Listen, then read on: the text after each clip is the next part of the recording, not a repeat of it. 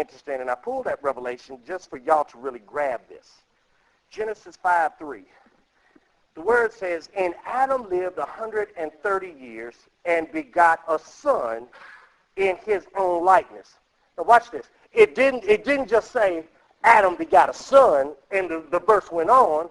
It turned around and said Adam begot a son in his likeness, meaning that whatever my daddy is, my daddy leaves attributes on me so that it ain't missed. Y'all know, why do you go to the family reunion? In order to figure out why your cheekbones are like they are, and why your eyes are a certain distance apart, and why your mouth and nose are. It's because there's certain attributes that a daddy leaves on a son. So that means we should always be looking for the family reunion when it comes to identity. See, if we looking for the spiritual family reunion, see, everybody like to go once a year to their natural family reunion. But God says, when are you going to come to the spiritual family reunion and begin to look and trace your lineage by your DNA, where you ain't got to go far, because this DNA ain't about how many daddies, granddaddies, great-great-granddaddies you had in your physical bloodline. He's saying you can go to the source and find me as the top senior father in the spiritual bloodline. All right. Okay. Next slide, Medical. Next slide. Okay. Now we roll into this thing. Now I got to ask myself, why do I have a godly identity? Why do I have a spiritual? We got to walk away here saying, okay, you done told me what my identity is. All right? But for some that still ain't sold out with that being enough, some that still saying, okay, I'm giving you a good game face, but right now you ain't shucked and jived to me enough in order to get by. So what I need for you to do is cap that thing with me understanding why I have this identity. Okay, number one, we've already touched this, because we're made in his image. Genesis 1:26. Y'all a Bible reader, right? I ain't giving you Eliotology. I'm giving you scripturology. All right? Number two, we were redeemed, which in Galatians 4:5, when we talk about being redeemed, we were paid for. See, God don't spend no expense on you for free. We talked about this last night, that there's nothing. See, I hate to be a very bad titan, but a lot of folks believe this out of the church and out of their religiosity. They say salvation is free. No, it ain't. It costs your soul. There's a price that everybody has to pay. If Christ had to die on a cross 2,000 years ago, why don't you think there's something you got to pay in return? See, if we went back old school, it's called the bartering system. I give you this, you give me that. I ain't going to give you this and then walk away, shake your hand and say, okay, we good, we good. No, player, there's something that's owed in return.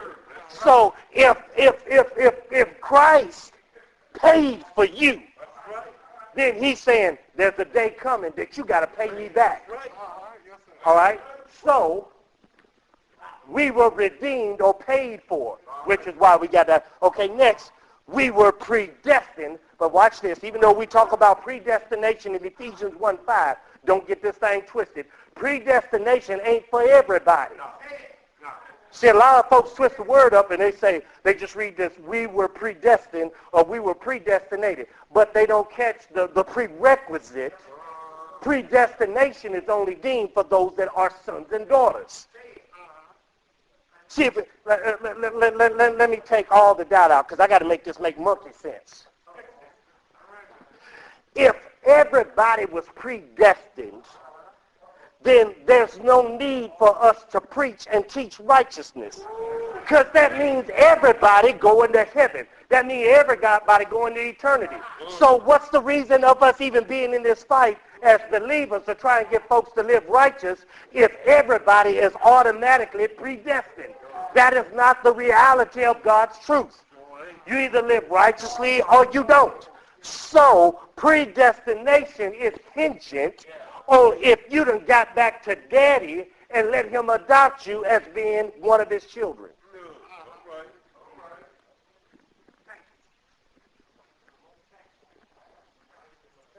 Next one is the fact that God bestowed his love upon us. 1 John 3, verse 1 through 4. Let me turn to that very quickly. I know time is escaping, but amen. 1 John chapter 3. Amen. 1 John chapter 3, verse 1 through 4. It says, behold, what manner of love the Father hath bestowed upon us.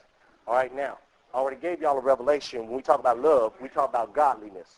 1 John 4, 7 and 8, beloved letters of, it says, so, he says, behold, what manner of love or godliness the Father hath bestowed upon us, that we should be called or given an invitation to be the sons of God.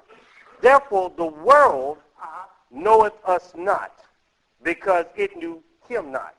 All right, now, can I still teach and give y'all a bigger revelation on that? When we look at that word world comes from the Greek word cosmos. All right, now, Webster's Dictionary, we look at cosmos as being this planet. However, when we get deeper into theology of it, cosmos means sons of Adam. So now, when you understand this, it says, therefore, the sons of Adam knoweth us not. Because see, the sons of Adam didn't come into existence until after Adam sinned. So now they DNA, okay, with them operating under a tainted godly DNA, they ain't fully know the pureness of God like their daddy did. So now it says that we, the sons of Adam, know him not. All right? Beloved, now are we the sons of God, and it doth not yet appear what we shall be. But we know that when he shall appear, we shall be like him, for we shall see him as he is. Because how can you see him as he is unless he can see himself in you?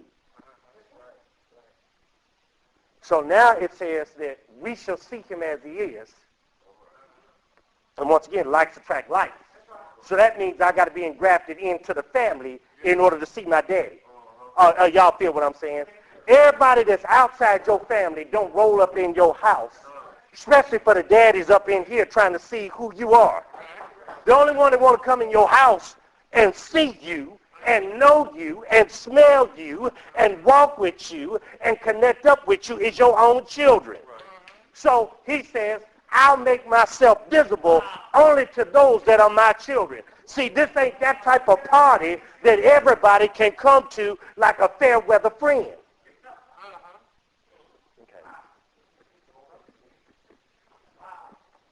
Okay.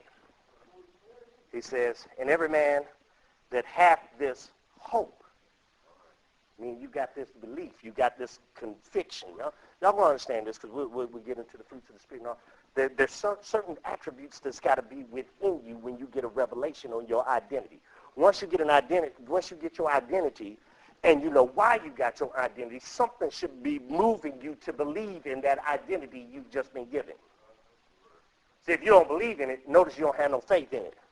It goes in one ear and out the other. Your life goes on. Y'all don't watch The Matrix. Morpheus came to Neo and said, I got two pills in front of me. I done already told you what your identity is as the one. But in order for you to operate as the one, you got to believe in the pill that you take that is going to change you, transform you into believing and living the identity I gave you. If not, I got another pill for you to take, and it keeps you in amnesia, and your life goes on the way you knew it. Okay. Next slide, man of God. I hope y'all getting something here. So now that I know why I have a godly identity, now I know why. What are the characteristics? I got to be able to recognize it. I got to be able to know what makes me have that identity. You know what I'm saying? Because one thing for me to talk a good game, I've got a godly identity. I've got a godly character. I'm a spiritual person. But it's another thing to be able to describe that. Because notice anything that you got, you can describe to somebody else. Oh, yeah.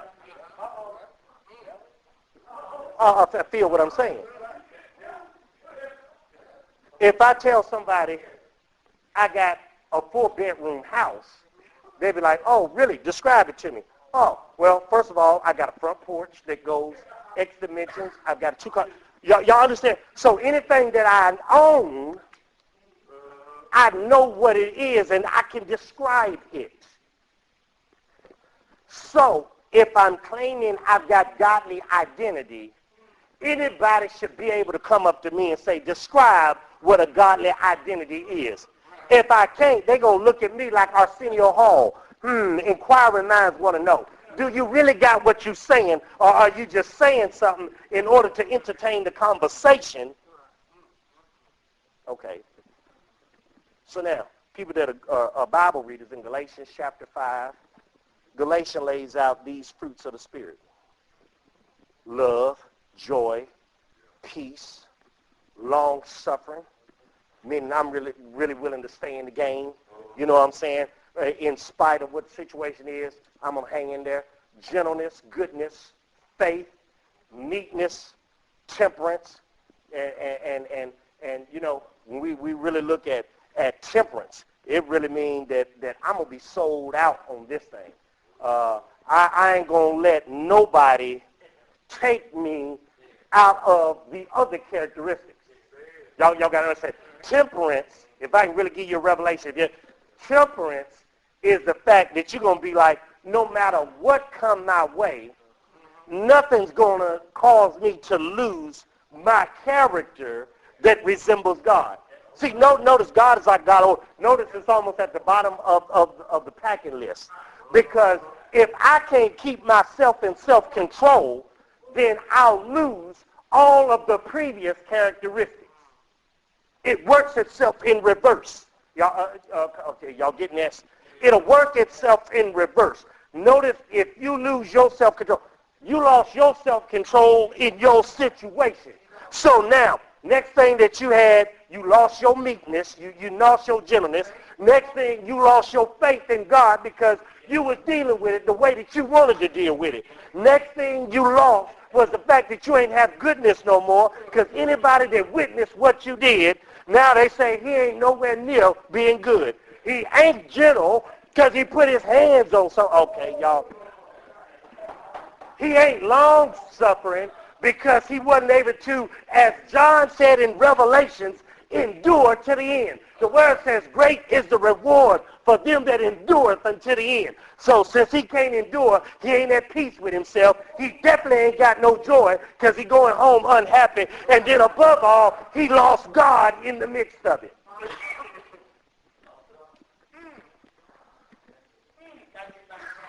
Ephesians 5:9 even adds 2 more. It mentions goodness. I didn't list it up there because it's already on the list. But then it adds righteousness and truth.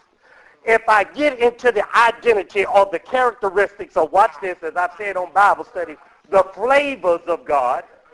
Because see, really, when y'all go to Galatians 5, it says fruit of the Spirit. Don't say fruits plural. It's one fruit listed there with 7 flavors. Basically, here I'm giving you 9 now. So, watch this. The fruit of the Spirit is nothing more than God's Rocky Road ice cream. Y'all know if y'all went to Baskin Robbins, they got 31 flavors or more, but at the end of the day, no matter what flavors you mix, ice cream is ice cream. So God's characteristics are always going to be his characteristics, no matter which flavors are in the mix. Next slide. Okay. Now it brings me, how do I get it? How do I obtain it? How do I get this? All right. Let's look at this. We're going to say how we're going to get it now. Because Everybody got a fruit garden. Y'all ain't heard me.